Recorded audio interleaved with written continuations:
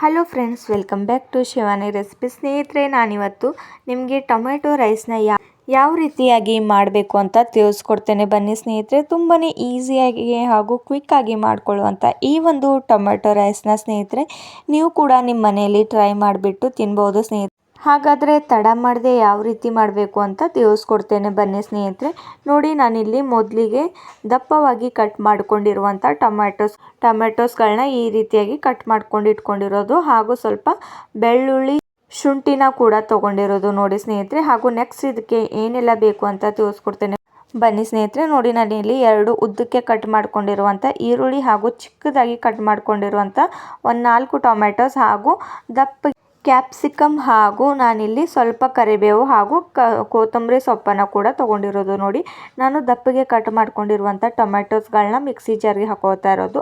ಹಾಗೂ ಇದ್ರ ಜೊತೆ ನೋಡಿ ಬೆಳ್ಳುಳ್ಳಿನ ನಾನು ಸುಲಿದ್ಬಿಟ್ಟು ಇಟ್ಕೊಂಡಿರೋದು, ಬೆಳ್ಳುಳ್ಳಿ ಹಾಗೂ ಸ್ವಲ್ಪ ಶುಂಠಿನ ಕೂಡ ಇದ್ರೊಳಗಡೆ ಹಾಕ್ಕೊಂಡು ಇದನ್ನು ಪೇಸ್ಟ್ ಮಾಡ್ಕೊಂಡು ಬರಬೇಕಾಗುತ್ತೆ ಸ್ನೇಹಿತರೆ. ಹಾಗೂ ಇದ್ರೊಳಗಡೆ ಇನ್ನೂ ಒಂದು ಇಂಗ್ರೀಡಿಯೆಂಟ್ಸ್ನ ಆ್ಯಡ್ ಮಾಡ್ಕೊಳ್ಳೋದಿದೆ, ಏನಂತ ತೋರಿಸ್ತೇನೆ ಬನ್ನಿ. ಇದ್ರೊಳಗಡೆ 1 2 ಸ್ಪೂನಷ್ಟು ನಾನು ಖಾರನ ಕೂಡ ಆ್ಯಡ್ ಮಾಡ್ಕೋತಾ ಇರೋದು ಸ್ನೇಹಿತರೆ. ಆ್ಯಡ್ ಮಾಡ್ಕೊಂಡಿದ್ದ ತಕ್ಷಣ ಸ್ನೇಹಿತರೆ ಇದನ್ನು ನೀವು ಚೆನ್ನಾಗಿ ಮಿಕ್ಸಿಗೆ ಹಾಕ್ಕೊಂಡ್ಬಿಟ್ಟು ಒಂದು ಪೇಸ್ಟ್ ರೀತಿಯಾಗಿ ರೆಡಿಯಾಗಿ ಹೋಗಿಬಿಡುತ್ತೆ ನೋಡಿ.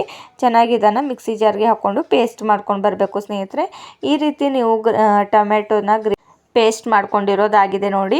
ಯಾವ ರೀತಿ ತುಂಬಾ ನುಣ್ಣಗೆ ಈ ರೀತಿಯಾಗಿ ಗ್ರೇವಿ ಇವಾಗ ಆಗೋಗ್ಬಿಟ್ಟಿದೆ, ಟೊಮೆಟೊ ಗ್ರೇವಿ ಅಂತ ಕರಿಬೋದು ಸ್ನೇಹಿತರೆ.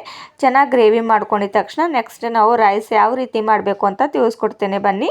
ಇವಾಗ ನಾನು ಗ್ಯಾಸ್ ಮೇಲೆ ಕುಕ್ಕರ್ನ ಇಟ್ಕೊಂಡಿರೋದು ಸ್ನೇಹಿತರೆ. ಕುಕ್ಕರ್ನಲ್ಲಿ ನಾನು 1 2 ಸ್ಪೂನಷ್ಟು ನಾನು ಎಣ್ಣೆನ ಆ್ಯಡ್ ಮಾಡ್ಕೋತಾ ಇರೋದು ಸ್ನೇಹಿತರೆ.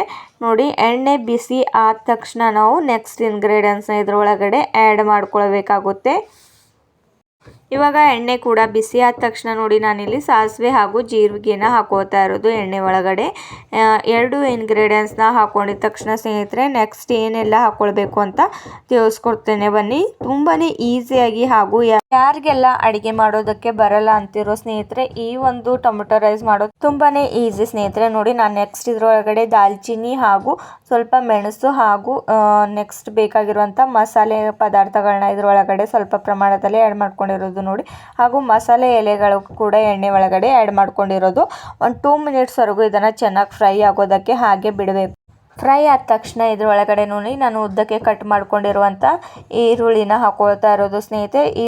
ಕೂಡ ಚೆನ್ನಾಗಿ ಫ್ರೈ ಆಗಬೇಕು, ಅಲ್ಲಿವರೆಗೂ ಈ ರೀತಿ ಸ್ವಲ್ಪ ಫ್ರೈ ಮಾಡ್ಕೊಂಡ್ಬಿಡಿ. ಹಾಗೂ ಚಿಕ್ಕದಾಗಿ ಕಟ್ ಮಾಡ್ಕೊಂಡಿರುವಂಥ ಕ್ಯಾಪ್ಸಿಕಮ್ ಕೂಡ ಇದ್ರೊಳಗಡೆ ಆ್ಯಡ್ ಮಾಡ್ಕೊಳ್ತಾ ಇರೋದು, ಅದು ಕೂಡ ಚೆನ್ನಾಗಿ ಫ್ರೈ ಆಗಬೇಕು. 2 ಕೂಡ ಚೆನ್ನಾಗಿ ಫ್ರೈ ಆದ ತಕ್ಷಣ ನೋಡಿ ನಾನು ಇದ್ರೊಳಗಡೆ ಒಂದು ಚಿಕ್ಕದಾಗಿ ಕಟ್ ಮಾಡ್ಕೊಂಡಿರುವಂಥ 4 ಟೊಮೆಟೊಸ್ಗಳನ್ನ ಹಾಕ್ಕೊಳ್ಬೇಕು. ಇದಕ್ಕೆ ಸ್ವಲ್ಪ ಜಾಸ್ತಿ ಪ್ರಮಾಣದಲ್ಲಿ ಹಾಕ್ಕೊಂಡ್ರು ನಡೆಯುತ್ತೆ ಸ್ನೇಹಿತರೆ. ಅಷ್ಟು ಇಂಗ್ರೀಡಿಯೆಂಟ್ಸ್ ಕೂಡ ಚೆನ್ನಾಗಿ ಫ್ರೈ ಆದ ತಕ್ಷಣ ನಾನು ಟೊಮೆಟೊ ಗ್ರೇವಿನ ಮಾಡ್ಕೊಂಡು ಇಟ್ಕೊಂಡಿದ್ನಲ್ವ ಅದು ಕೂಡ ಇದ್ರೊಳಗಡೆ ಆ್ಯಡ್ ಮಾಡ್ಕೊಂಡ್ಬಿಡಿ. ಈ ರೀತಿಯಾಗಿ ಆ್ಯಡ್ ಮಾಡ್ಕೊಂಡಿದ ತಕ್ಷಣ ನಾನು ಇದ್ರೊಳಗಡೆ 1 ಗ್ಲಾಸ್ ಅಷ್ಟು ಅಕ್ಕಿನ ನೆನೆ ಹಾಕ್ಕೊಂಡಿರೋದು.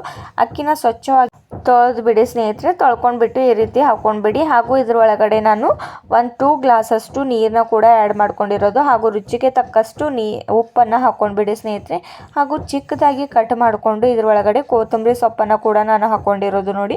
ಚೆನ್ನಾಗಿ ಈ ರೀತಿಯಾಗಿ ಮಿಕ್ಸ್ ಮಾಡ್ಕೊಂಡ್ಬಿಡಿ. ಈ ರೀತಿ ಮಿಕ್ಸ್ ಮಾಡ್ಕೊಂಡಿದ ತಕ್ಷಣ ಕುಕ್ಕರ್ನ ಮುಚ್ಚಿಬಿಟ್ಟು ಹಾಗೂ ಇದಕ್ಕೆ 4 ವಿಸಲ್ ಅಷ್ಟು ಆಗಬೇಕು ಸ್ನೇಹಿತರೆ. ಅಲ್ಲಿವರೆಗೂ ಇದನ್ನು ಹಾಗೆ ಬಿಟ್ಟಿರಿ. ನೋಡಿ, ಇವಾಗ ನಮ್ಮ ಟೊಮೆಟೊ ರೈಸ್ ರೆಡಿಯಾಗಿರುವಂಥದ್ದು ಸ್ನೇಹಿತರೆ.